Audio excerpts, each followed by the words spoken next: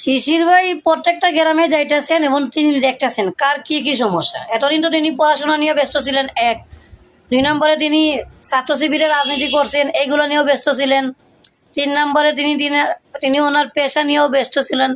কারণ একটা পেশায় না থাকলে আপনি যদি কারো জন্য যদি কিছু করতে চান, এখন টাকা ছাড়া কি সেটা কি করা সম্ভব? শিশির মনির ভাই এইগুলোই চিন্তা ভাবনা করছেন, করেই কিন্তু এগুলো করছেন। আমি এইগুলো জানতে পারছি আমার একজন কলিগের কাছ থেকে, আমার একজন সিনিয়র ভাই। সে বলতেছে শিশির মনির বাম হাতে সাইন দেয়। আমি গেলাম কেন?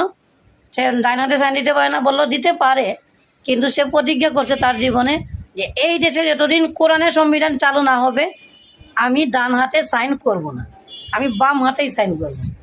আমি শুনে অবাক হয়ে গেলাম, কি এরকম প্রতিশ্রুতি করছেন শিশির মনির ভাই?